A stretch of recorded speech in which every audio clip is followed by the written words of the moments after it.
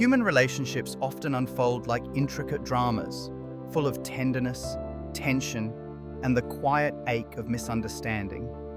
We are drawn to others not merely because we desire company, but because we seek reflection, a mirror that shows us who we are, or perhaps who we long to be. Love, at its most divine, feels like truth. But when truth bends beneath the weight of manipulation, emotional hunger, and self-erasure, what remains is not love, but illusion. The lines we begin with, the slow corrosion of self through emotional coercion and merging identities, tell the story of love's shadow side. They tell us that love, when tainted by control or dependency, becomes not a sanctuary, but a prison. In this thesis, we shall explore the subtle tyranny of manipulation, the quiet death of individuality in relationships, and the deep philosophical need to preserve one's essence even within the embrace of another. Emotional coercion, the quiet tyranny of love. To be manipulated emotionally is not always to be shouted at or broken by violence. It is often to be gently bent, little by little, until the person you once were is reshaped in someone else's image. The manipulator, knowingly or not, uses emotions as instruments: guilt, grief, anger, happiness. Like a musician uses notes to compose a song. Only this song serves one purpose: to dominate. Emotional coercion is dangerous precisely because it disguises itself as care. The manipulative partner says, "I only want what's best for you." They say, "If you loved me, you would understand." In this way, affection becomes currency and guilt becomes the price. Philosophically, emotional coercion exposes the fragility of the human will. We like to believe we are free, that our choices are our own. But in truth, the self is porous. We are vulnerable to emotional suggestion, especially from those we love. When someone we trust weaponizes emotion, the assault is not on our body, but on our autonomy. They do not simply control our actions, they colonize our inner world. This gradual manipulation, the series of seemingly small steps, reflects a psychological truth: the normalization of exploitation. Each small concession feels harmless. Each silence feels like compromise. But over time, these quiet surrenders accumulate into something far heavier, a life that no longer belongs entirely to oneself. And by the time the manipulation becomes clear, one has often already adapted to captivity. To resist emotional coercion, one must reclaim the philosophical center of being, the ability to say no without guilt, to walk away without shame, to love without surrendering one's freedom. Love without freedom is not love. It is servitude wrapped in sentiment. The erosion of self. When identities merge, love asks for unity, but unity is not the same as fusion. The merging of identities, though romanticized in poetry and film, often leads to the quiet annihilation of individuality.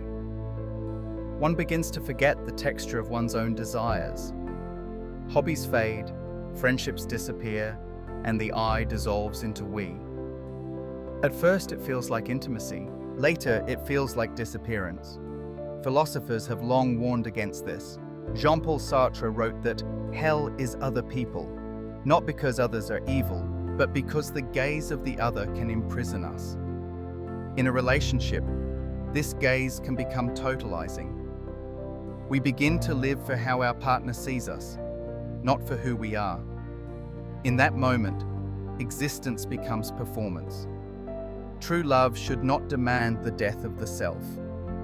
A healthy relationship should allow two souls to dance, close enough to feel each other's warmth, but not so close that one tramples the other's feet.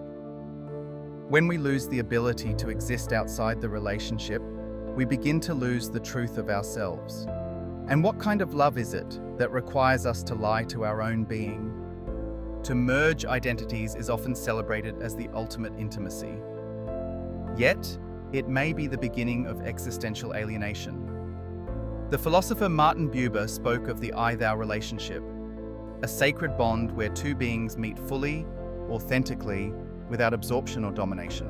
In this space, love becomes dialogue, not monologue. It is here that love transcends toxicity and becomes something holy. When we forget this, we risk turning love into an altar upon which individuality is sacrificed. The cult of selfish love. In the architecture of toxic relationships, selfishness is the foundation stone. When one partner makes everything about themselves, their needs, their moods, their desires, love becomes a system of servitude. One gives, the other takes. One feels small, the other grows monstrous with entitlement.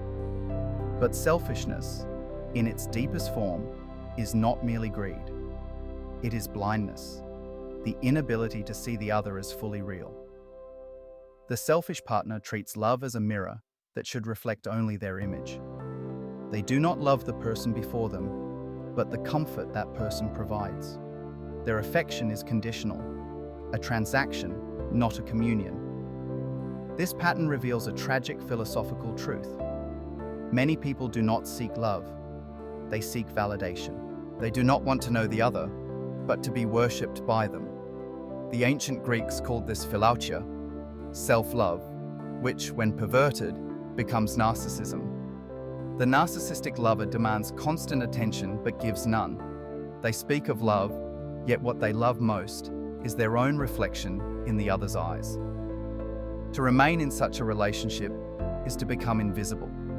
Your needs become whispers that echo in the background of someone else's monologue.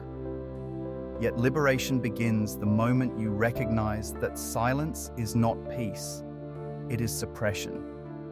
Philosophically, to love another is to acknowledge their subjectivity, their right to exist independently of your expectations. The selfish lover cannot do this, and thus they cannot love. For love, in its purest form, is the recognition of the other as an end, not a means. Emotional hunger, the shadow of childhood. One of the most profound truths in the human condition is that our first love story is written long before our first romance. The way we attach, fear, and crave affection often echoes the love we did or did not receive in childhood. This is where emotional hunger is born. Emotional hunger is not love. It is starvation disguised as affection.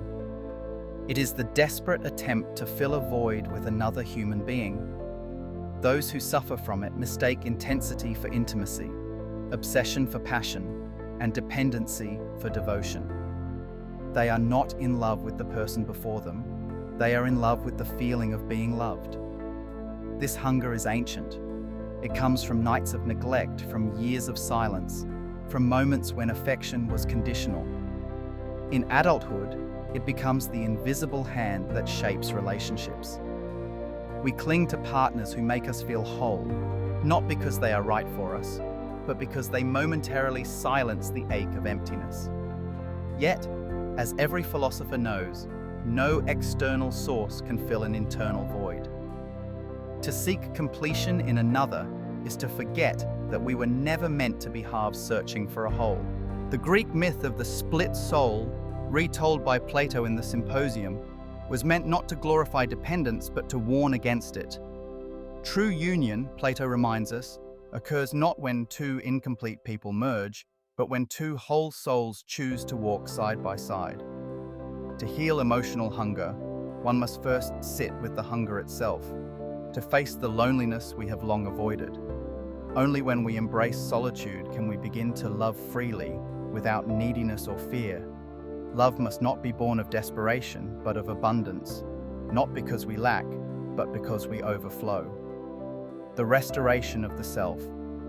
Healing from manipulation, selfishness, or emotional hunger is not merely about leaving a toxic partner. It is about rediscovering one's own essence. In philosophy, this is the journey from inauthenticity to authentic being.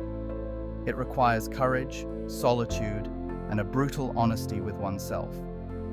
To get out of a toxic relationship, as the text wisely advises, is not a momentary act.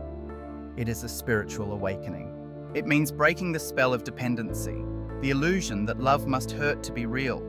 It means understanding that love is not found through surrender, but through balance. We must cultivate relationships where both partners are mirrors, not to distort each other, but to reflect truth. Where both can say, "I see you," without losing the ability to say, "I am me." Love should expand the self, not erase it. In this sense, every breakup, every heartbreak, is not an end but a beginning, a return to selfhood. Healing is not the absence of pain, but the reorientation of meaning. Pain, when faced with awareness, becomes the teacher that reveals who we truly are. Love is freedom. Philosophy teaches us that every emotion carries within it a seed of wisdom.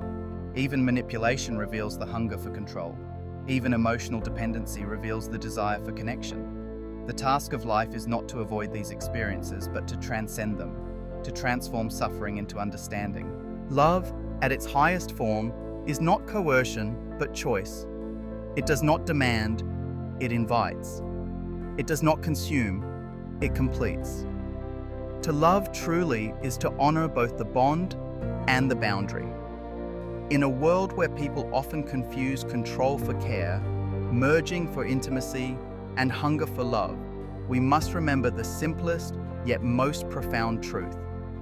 The self must survive love. For without the self, there can be no freedom. And without freedom, there can be no love. Thank you for watching my video. Please like, share, and subscribe to my channel. Until we meet again, thank you